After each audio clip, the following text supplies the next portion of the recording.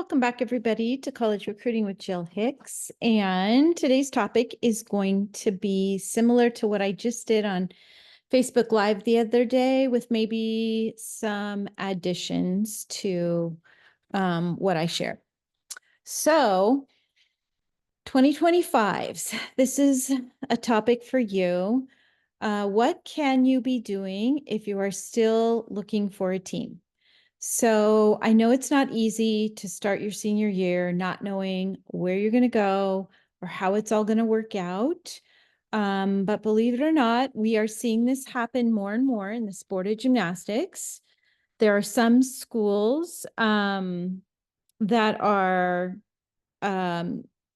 really just beginning their recruiting in the sport of gymnastics. We've just been so used to gymnastics being an early recruiting sport, and now it's becoming more normal, to be recruited more towards the senior year. So I think we're still adjusting to that. And then you add into that just the COVID, all the, athletes that stayed an extra year, got an extra year. I think that's kind of finishing. And then we also have had the portal has become a bigger thing. And now we have this whole NCAA roster scenario. So I just talked to a college coach today, and this coach told me that their athletic department tried to meet with them recently to tell them any new information that they might have about, the roster sizes and how it's going to impact their university. And this is a bigger school. I've talked to actually a few of the big schools, and that athletic director told their coaches, we still don't know. We still don't know. We still don't know. So be patient. I know it's got to be hard. And I think a lot of college coaches this week that I talked to have said they're putting a pause on their 2025s right now until they have that meeting with their athletic director. So we were hoping by the end of September, we would have some more finalized information, but it's hard to say. I would say in the next few months, we could receive more information. Just know at JH Consulting, I'm doing everything I can. Our advisors are doing everything they can to talk to coaches to find out what they know so that we can get the information to all of you as fast as possible. But whether or not you are 2025 who maybe had an injury, some surgery, maybe you just got to level 10 on the later side, maybe you just need more upgrades and you need to compete in January to show these coaches what you're capable of. All those things can sometimes put your recruiting in a bit of a slower pace, but it doesn't mean that in the end, you're not going to find the right fit. So hang in there. We're seeing it more often, and it is going to take a lot of work because you have to dig in and find these spots that are still going to be open. I also think a lot of college coaches in the spring are going to look at the roster limits, and they're going to look at their teams, and they're going to decide who they're going to keep and who they aren't, who has an impact on their team and who doesn't. And then they're going to look in the portal, or they're going to look at the 2025s that haven't committed yet. So there's still lots of things that could happen to move recruiting around. So hang in there. All right. So the rough news is that we do have this new rule change, and that we don't know how it's going to impact the sport of gymnastics or all sports.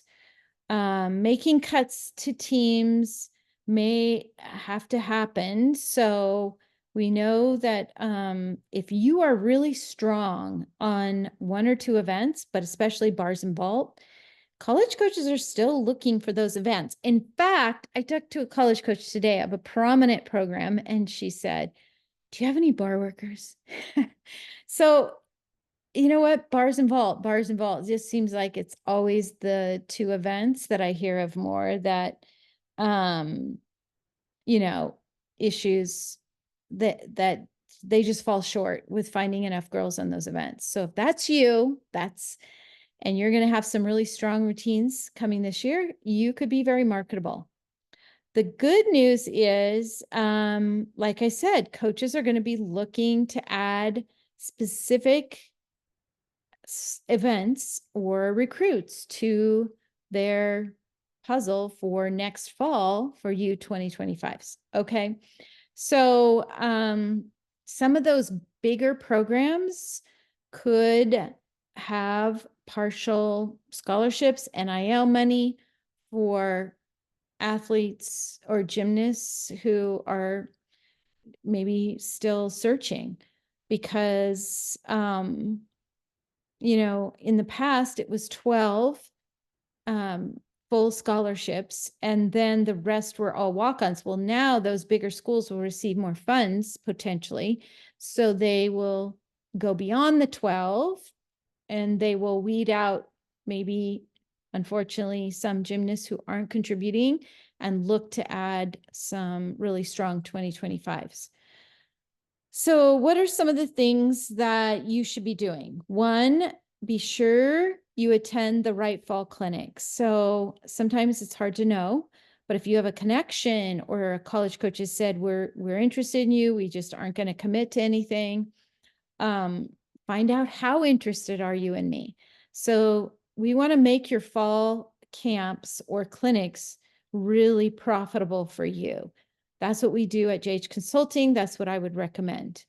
So you have to dig a little deeper. You have to ask the tougher questions to find out where you really stand.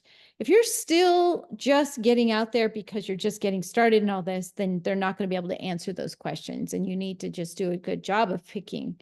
But if you are in a relationship already communicating, you can ask those tougher questions. Am I still being considered? Coming to your fall camp, would it make a difference? Things like that. Number two, even though it gets tough, keep sending updates and posting those videos, even if they don't respond, because a lot of coaches aren't going to respond right now. They're on pause and they're just not going to respond, but that doesn't mean they won't be responding in the spring. Number three, be specific in finding out exactly what each school needs, what events they need, things like that. Number four, be specific in asking where you are at on their list. Number five, apply to schools with your sport, reach realistic and safety schools. Oh, quite young there. Number 6, apply to schools even without your sport. You always want to have that backup plan. Number 7, if you need help with competing, so let's say you have the bigger skills, you are going to have those amazing routines, but you're not confident in how you can compete them because you're nervous, because it's a lot harder to add in those upgrades, get help. There's some really great people out there that help gymnasts learn how to compete. So I would highly recommend that. If you need a list, JH Consulting, our clients, be sure to ask us. We have a list.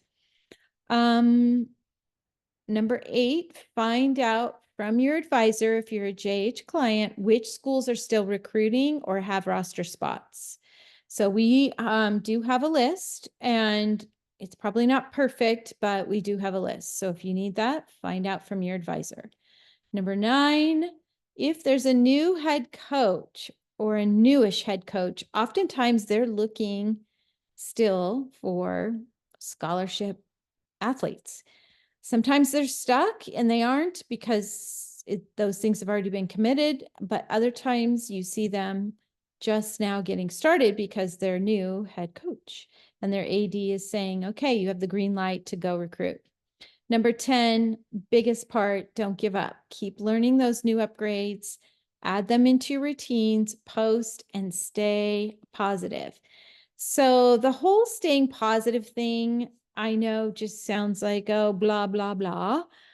But when you're positive and you are not stressing about the unknown, you often have more joy. And when you have more joy, it's proven that you are going to do better in life, in sports, and in all things.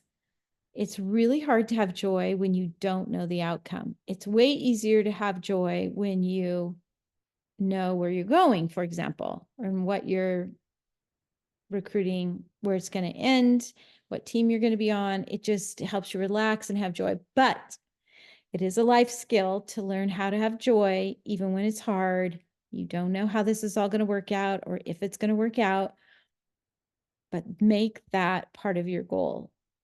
And we're going to talk about SMART goals in my next week. I think it is. Is that September? It's coming up. Whenever September is, that's our topic for the month. So stay tuned. Thank you to all of you who follow us here at JH Consulting, who have hired our advisors. We so appreciate your, trusting us with your athletes. And we know how hard this whole recruiting process can be. If you saw my post, I think it was yesterday, I posted a roller coaster ride where the roller coaster went down, up, around, and twisted. And I just thought, that's such a picture. I always think of that, of the recruiting process. It's never a straight path. So if you feel like you're in one of those trying to climb up that big roller coaster ride, and you don't know how it's all going to get when you get to the top, or you're in those twists and you're turning, you're not alone. And many times this is how recruiting goes. Not for everybody, but a huge percentage. You're normal and you need to just stay on your path and work really hard, because in the end, when those doors do open up, you will be ready. So have a great rest of your day. Come back and join us once a week. I do a podcast. Every other week, I do a Facebook Live. And we pretty much post something every day on our Instagram business pages. So thanks for joining us here at College Recruiting with Jill Hicks. If you want to take part in our advisors and what they have to offer, go to jhicksconsulting.com, click on Get Started, fill out the forms page for your sport, and one of our advisors will call you within 24 hours. Take care.